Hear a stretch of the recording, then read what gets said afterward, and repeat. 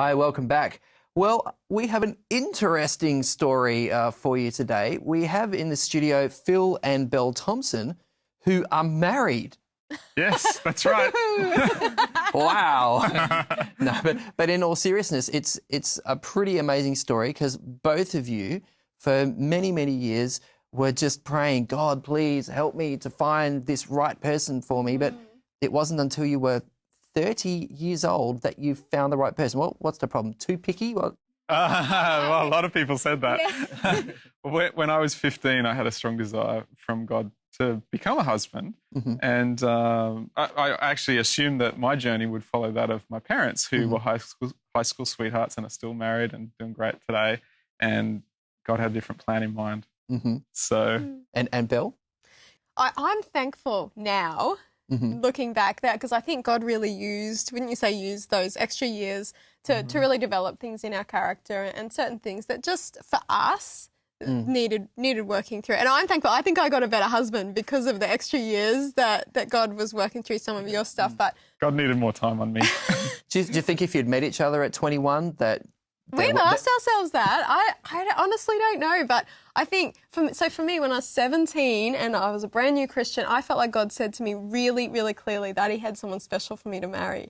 And for me, and I thought at that point I was going to be single forever. I'd never had a boyfriend. And then God gave me this very clear message that he had someone for me. And I just felt really strongly from that age that I could trust God with that. And so I started just pursuing what I felt like he wanted me to do with my life, which was music ministry, and really just getting to know who he was more. And I didn't expect to have to wait till I was 30, till I finally met Phil, but it was totally worth the wait, absolutely. But that also was just God's grace too, because we've had various opportunities along the way, but I think God's grace and mentors and people in our lives just saying, no, just stick on the path. It'll be worth it. Don't compromise. Because there's that temptation to sort of settle, say, well, look, totally. she'll have me or he'll have me. Yep. And that's 80% of the way there, surely. Totally. Yeah. And yet God's plan for us is so good. It is so worth it to walk closely with him and just be like, hang on, God, is this your plan for me? Is this, because there's so much that hinges on your marriage, and it just impacts every area of your life. So I look back and just really, really thankful, for getting to know who God is and How did you meet? Was it like across a crowded room, eyes met, love at first sight? like the slow music started. That was a really cool story because I was in ministry in Coffs Harbour and with my home church, and we had a period of 2 years without a senior minister. So myself and another guy sort of stepped in to oversee things. And Bel actually contacted me and said, I'm doing a New South Wales tour. Would you like to book me? I lived in Queensland at the time. And wow, I got more than I bargained for there. It was fun, actually. So when I came to sing, he said, we'll do an interview with you on stage. And then, so we had this kind of moment on stage. That happens a fair bit at gigs. People will do an interview before I sing and, tell us about your CDs and tell us about your music. And he said, okay, go and grab a seat because we'll get you up to sing after the church announcements. And I said, I normally get worse questions than that, like, are you single? Yeah, so you're saying this from the front, like up on stage. This is in the interview. And as soon as I said it, I was like, why did I just say that? Yeah. And we kind of looked at each other and the whole church went, ooh, like this audible sound. So did you actually know that each other was single at that point? I think at that moment I knew. I was pretty much like the whole church was my wingman. Yeah. And they're like, wow, we've been praying for this girl. Because I start walking off then mortified and they're like catcalling and he says after, he's like, if you knew how many people at church have been praying for me to meet the right girl. So that's probably one of the really cool things because really we both were super involved in Phil in his church in Coffs and me up in Brisbane. And people praying for us for years and encouraging us. Like every time I would want to be taking an easier path or, perhaps compromise, God sent people along to say, Bel, it's going to be worth it. It's going to be worth it to stay close to God. It's going to be worth it to stick on his path and do what you really know is the right thing. And so when finally, that wedding day came, my goodness, our communities, it was worship. It was like, God, you are faithful. It is worth it. It was very special. And that was like nearly 3 years ago now. That's right. Yes. Yeah. Coming up to our anniversary if anyone wants to send us presents. So, but here you are getting married, maybe a little later in life than maybe some people do.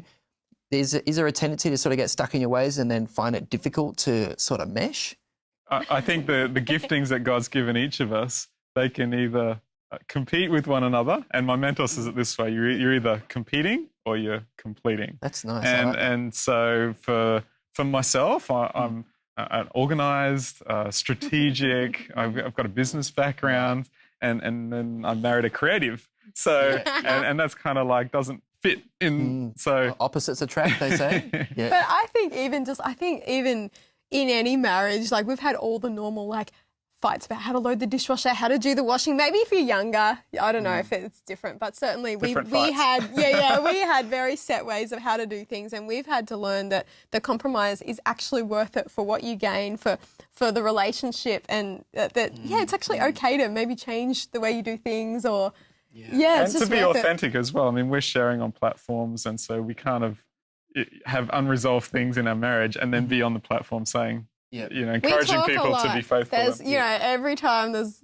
a fight, we just try. We're committed to making this work, and so it's worth it. It sometimes takes us a long time to be talking it through and a whole lot of tears, but get to that place where it's like we value the other person more than the issue and more than being right about this. And sometimes it's several conversations before it's sorted, but it's worth it. Well, one thing I'd like to ask, and that's that, Bel, you're involved in full-time music ministry.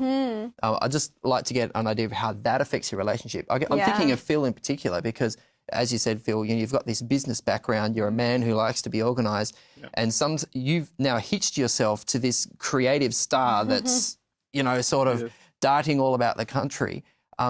Is that a challenge for you, like as a man, to to sort of be the offsider and we made a very intentional decision when we got married that we're going to do this together as far as the music ministry is concerned. And to be honest, we didn't quite know how that was going to look. We had the temptation for sending Bel out to do her thing, and I'll continue to pursue business activities. But what we did is we changed it up so that we could do things together, and God's really opened doors now for me to also share as part of the ministry, both with preaching and we're doing leadership workshops and things of this nature as well. But I have to give credit to Phil too, though, honestly. He has really been very intentional about going, this is going to be an us thing. The ministry is about us. And I think we share a very a big passion for ministry that's the same, but the we giftings love the local church. We love the local church. So we love to travel to share in local churches. And now it's honestly, one of our Bible verses at our wedding was in Ecclesiastes, 2 are better than 1, for they have a good return for their labour. And I see that all over in ministry.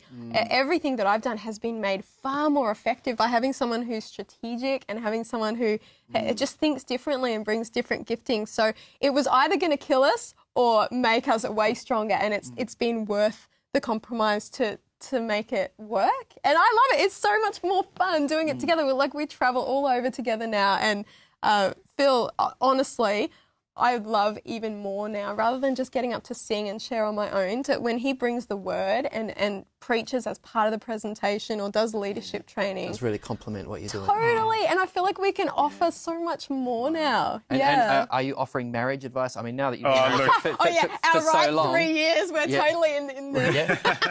But, what people must hear your story and want to know, well, what about me? What we do is encourage people in their journey and whatever that looks like for them. And just to focus on God. That's really the... When younger people come up and they're like, they perhaps are waiting on God for the right one, my advice to them always is, honestly, what has God laid on your heart? What is your contribution to the world as far as ministry? How has God wired you? Do that. Because as you pursue God, and as you spend your time getting to know Him, you're going to be in the right place. To then for God to bring along that right person. But in answer to your question, we're not giving marriage advice just yet. We're a long ways from that. Wow. Yeah. Look, you guys are a really great example of that beautiful Bible verse that says, "Commit your way to the Lord, and He will give you the desires of your heart." Hey, thanks so much for being with us today on In Focus. I really appreciate it. Pleasure. Thank you. We'll take a short break now. We'll be back in just a sec.